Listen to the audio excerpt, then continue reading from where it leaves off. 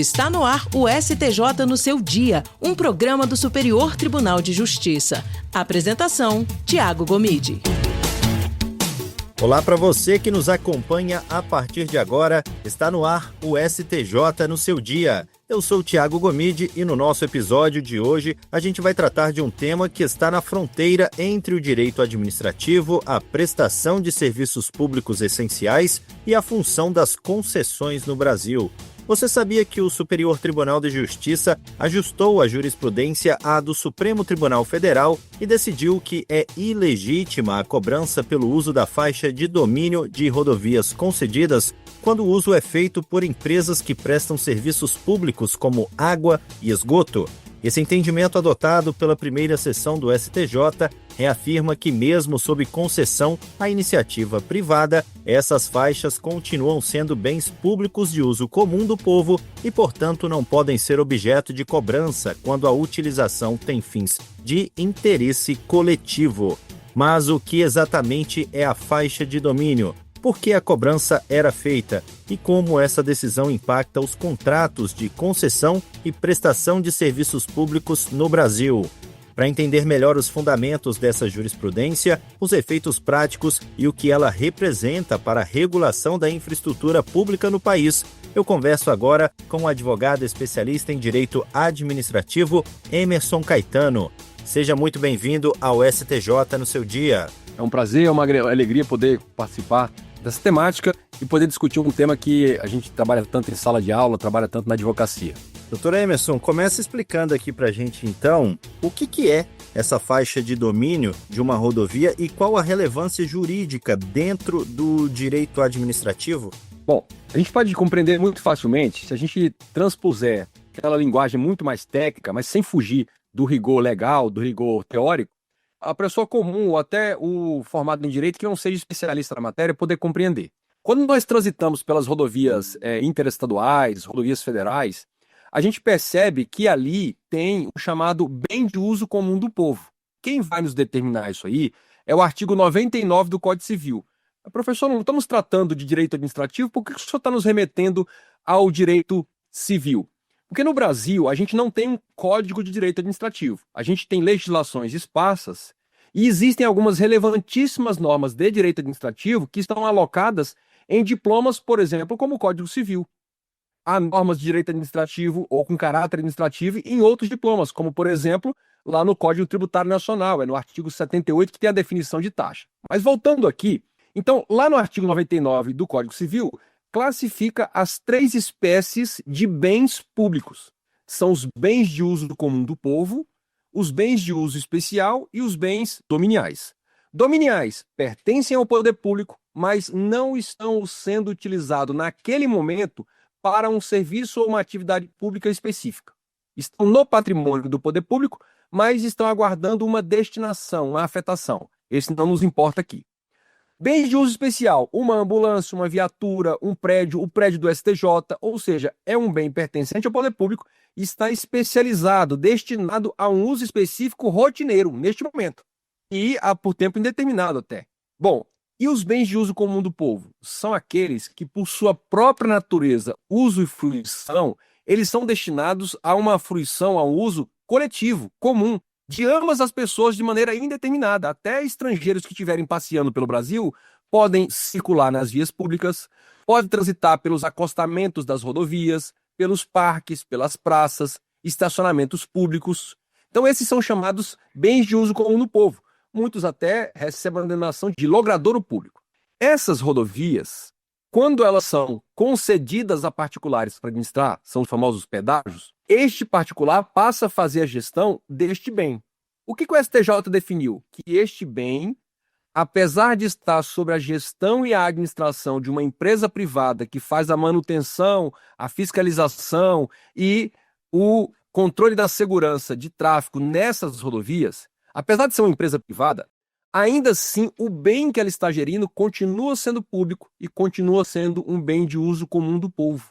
E aí, esta é a premissa basilar para a gente chegar a essa conclusão. Então, estas rodovias, em que pese estejam sobre a administração dos chamados pedágios, das empresas que administram essas rodovias, fazem a manutenção estabelecem perímetros e parâmetros de segurança, tudo fiscalizado por lei e pelo poder público.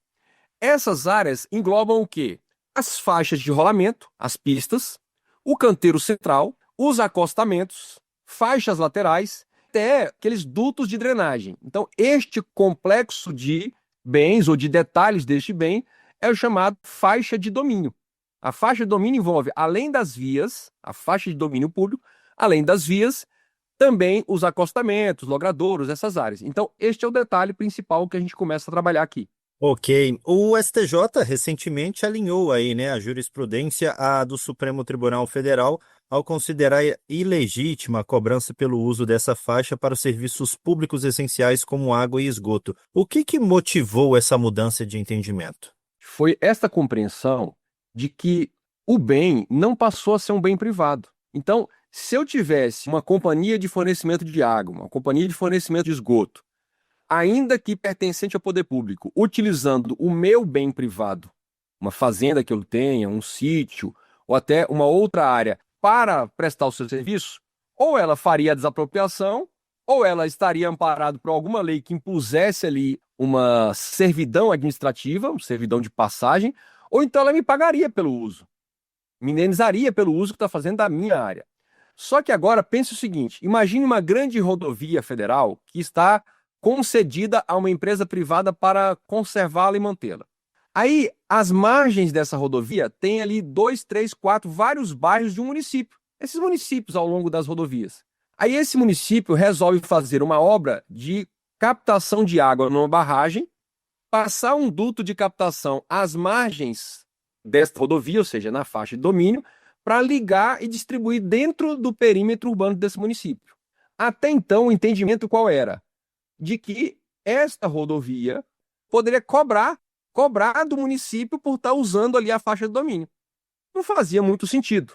E aí, primeiro foi o STF que se alinhou a essa tese de que, não, esta empresa está recebendo a concessão do serviço de manutenção da rodovia, mas ela continua gerindo um bem que é de uso comum do povo. E não faz sentido o povo ter que te pagar pelo uso do bem que já lhe pertence. Percebe que tem uma lógica? Então, quem primeiro mudou o entendimento e se alinhou a esta lógica, como é que eu vou pedir para o povo do município pagar pelo uso de um bem que lhe pertence? Claro, ele está sendo gerido por um particular, a concessionária, mas o bem ainda é do povo. E aí, para poder passar a coleta de água, de esgoto, o povo vai ter que pagar pelo uso do seu próprio bem, que o bem é comum do povo. Então, o STF mudou o entendimento e o STJ agora se alinhando a essa nova lógica, esse novo argumento, que é um argumento realmente muito forte, e faz muito sentido até para quem não é especialista na matéria ou bacharel em direito, né, advogado, jurista, faz muito sentido. Como é que eu vou impor ao povo daquele município pagar por um bem que em alguma medida também é dele e de toda a coletividade nacional? Então esta foi a lógica que fez a STJ mudar o posicionamento, não permitindo mais que a empresa concessionária da rodovia cobrasse do município pelo duto de água, de esgoto que está passando pela faixa de domínio, claro, sem prejudicar a rodovia. Ok, como que essa nova jurisprudência impacta aí os contratos de concessão de rodovias firmados anteriormente que previam esse tipo de cobrança como fonte de receita acessória? Bom, aí agora a gente toca num dos pilares importantes, que são aqueles que estão previstos lá no artigo 6º da Lei 8987/95, que é a chamada Lei Geral de Concessão de Serviços Públicos. É a lei que regula, com suas regras e princípios, esta relação entre União, Estado ou município que transfere a um particular a execução, a realização de algum serviço. A concessão de rodovias e estradas interestaduais é uma dessas espécies de concessão de serviço. E lá nesse artigo 6º da Lei 8987/95, veja que é uma lei lá da década de 90, que está vigente até hoje, trata de alguns princípios importantes do serviço. Um desses princípios é o princípio da modicidade da tarifa, ou seja, encontrar um equilíbrio em que a empresa concessionária possa ter um lucro razoável, que o poder público possa ter o mínimo dispêndio de recursos públicos possível e que, do equilíbrio dessas variáveis, a tarifa, o valor cobrado pelo pedágio, fique adequado e suportável pela média dos brasileiros que possuem veículos, que transitam ali por aquelas rodovias. E neste fator de ponderação, um dos critérios que poderiam estar sendo levados em conta é a concessionária falar, bom, como eu posso cobrar pelo uso que se fizer da faixa de fronteira, por exemplo, se alguém instalar na faixa de fronteira uma lanchonete, um daqueles postos sofisticados que recebem, eu vou poder cobrar. Então ela pensa, eu vou receber, além da tarifa, uma espécie de aluguel por uso dessa faixa de domínio das rodovias. Então ela faz um cálculo mais ou menos e diz assim, então eu posso cobrar a tarifa mais baixa porque eu vou ter fonte de receita de outros pontos. E uma dessas fontes de receita era esse fornecimento de água e esgoto que eventualmente utilizasse esta faixa de domínio das rodovias. Pois bem, agora não podendo mais cobrar, pode ser que, não é que vai, pode ser que, a depender do tipo de equilíbrio econômico-financeiro que for abalado nesses contratos de concessão, a empresa concessionária pode vir ao poder público, mostrar planilhas e demonstrar que ela obteve uma grande perda de receita. Pode ser que sim, pode ser que não. Se ela demonstrar essa grande perda de receita, isso pode caracterizar um desequilíbrio econômico-financeiro entre o contrato firmado pelo poder público com ela, concessionária da rodovia. E aí, assim, pedir o quê? Um reajustamento no valor do pedágio, ou então que o poder público passe algum valor direto para a empresa como forma de compensação para reequilibrar o contrato de concessão de serviço de manutenção e conservação dessa rodovia. Ok. Essa decisão ela trata só de serviços de saneamento básico ou essa lógica pode ser estendida aí para outros serviços públicos essenciais como energia, telecomunicações, por exemplo? Pois bem, você falou a palavra mágica, a lógica. Quando a gente tem uma decisão calcada numa lógica, ou seja, premissas que sustentam uma conclusão. Se as premissas são, eu não posso impor à população diretamente interessada, normalmente a população de um município que está ali às margens da faixa de domínio daquela rodovia, a cobrança de valores pelo uso da faixa de domínio para passar água e esgoto. Por que motivo? Porque este bem em que está instalada a faixa de domínio, a rodovia, é um bem público de uso comum do povo, eu não poderia aplicar essa mesma lógica quando este uso for para telecomunicações, quando for para fornecimento de energia elétrica. Aí o que se vai verificar é, bom, mas as telecomunicações estão privatizadas. O fornecimento de energia elétrica está privatizado ou não? Então, vários outros serviços que atingem diretamente o interesse da população daquele município que vai usufruir, podem também ser expandidos para essa lógica, ou serem incluídos nessa lógica. Não há uma vedação. A priori, a gente está tratando de uma jurisprudência. A jurisprudência ela tem um fator diferente da lei, que é a casuística. Ou seja, ela chegou a uma conclusão para aqueles casos concretos, água e esgoto. Mas que esta lógica pode ser expandida para telecomunicações, fornecimento de energia elétrica e outros serviços que precisem utilizar a faixa de domínio, pode sim vir a acontecer isso numa jurisprudência futura. Qual a diferença jurídica aí entre uma autarquia e uma sociedade de economia mista nesse contexto e por que que isso é relevante nesse julgamento? Muito bem. Então, vamos agora passar a um tópico que é a estrutura administrativa do Estado. Quando falamos Estado, estamos tratando da pessoa jurídica pública União, das pessoas jurídicas públicas Estado, município e DF. Essas pessoas jurídicas, elas desempenham suas atividades todas por meio de duas estruturas. Uma estrutura chamada centralizada ou concentrada, que são os órgãos. Os órgãos federais, os órgãos dos estados, como secretarias, como departamentos. E existe uma estrutura administrativa em todos eles chamada descentralizada. São pessoas jurídicas administrativas distintas e autônomas em relação ao ente federativo. Por exemplo, as autarquias federais, Banco do Brasil, como a Sociedade Economista, Petrobras e por aí vai. Mas, apesar de serem pessoas distintas, estão todas coordenadas pela unidade central. No caso, eu estou dando exemplo da União.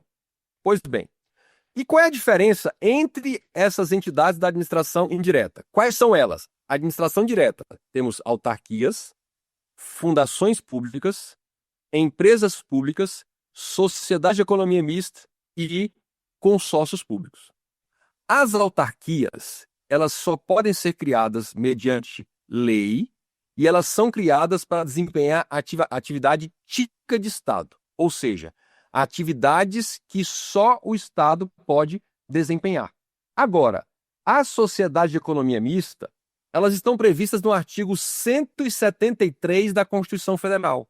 São pessoas jurídicas criadas pelo poder público ou controladas pelo poder público. No caso da sociedade de economia mista, o controle acionário está com o poder público. E o restante das ações podem ser vendidas ou detidas por particulares. Mas o fato é que a sociedade de economia mista e a empresa pública, elas atuam na iniciativa privada, desempenhando atividades de comércio, indústria, serviços e até atividades financeiras. Então, vejam, uma autarquia está desempenhando necessariamente um serviço, uma atividade tipicamente pública. Uma sociedade de economia mista, ela está, primeiro, regida predominantemente por norma de direito privado. Ela não tem prerrogativas como tem uma autarquia. E ela está desempenhando atividades concorrendo com os particulares. Veja o Banco do Brasil, concorre com outros bancos no sistema financeiro. Veja o caso, por exemplo, da Petrobras. Concorre, inclusive, no mercado internacional com a produção, extração e produção de derivados do petróleo. E por aí vai. Doutor Emerson, para a gente encerrar essa nossa conversa, de que forma essa jurisprudência pode trazer mais clareza e previsibilidade para o setor? Bom, do ponto de vista dos municípios que precisarão ou já utilizam as faixas de domínio das rodovias para implementar ou expandir ali os seus serviços de água e esgoto, é a certeza de que não serão demandados na justiça e perderão uma causa, por exemplo, em favor das concessionárias das rodovias, para ter de pagar um valor a mais por estar utilizando. Então isso vai baratear as obras de infraestrutura de fornecimento de água e esgoto. Esse é um fator. E o outro fator é que os próximos contratos de concessão de rodovia já terão de se balizar por essa jurisprudência. As empresas que vão contratar, elas já vão ter que fazer uma precificação para chegar a um valor de modicidade de tarifas, sabendo que não terão como fonte de receita a cobrança pelos serviços de água e esgoto que utilizam as faixas de domínio para as suas tubulações, cobrando assim dos municípios. Então, tendo essa certeza, daqui para frente fará-se o quê? Um reajustamento de análise de cálculo de valores e recebimentos e faturamentos para ambos se enquadrarem, tanto as concessionárias como os municípios que agora vão investir ou manter essas infraestruturas de água e esgoto. Os contratos que estão em vigor deverão se ajustar de que maneira? Um dos mecanismos mencionados é a repactuação mediante o reequilíbrio econômico-financeiro, mantendo a modicidade de tarifas e encontrando uma outra fonte de compensação dessa perda de remuneração que as concessionárias terão. Ok, doutor Emerson Caetano, muito obrigado por essa participação aqui no STJ no seu dia. Eu que agradeço a oportunidade, espero ter esclarecido alguns pontos e que bom que o STJ firmou essa estabilização, essa segurança jurídica, definindo claramente, assim como fez o Supremo, o que cada um tem direito e essa cobrança que até então era feita, mas agora se percebeu que é ilógica, né? Então, tá de parabéns aí esse avanço na jurisprudência. STJ no seu dia, um programa do Superior Tribunal de Justiça. E esse foi o STJ no seu dia. Eu agradeço pela sua companhia na Rádio Justiça e também pelas plataformas digitais. O STJ no seu dia tem produção de Caio Baltazar, trabalhos técnicos de Roberto Glória, direção e coordenação geral de Daniele Lombardi. Até o próximo episódio. Tchau, tchau. STJ no seu dia, um programa do Superior Tribunal de Justiça.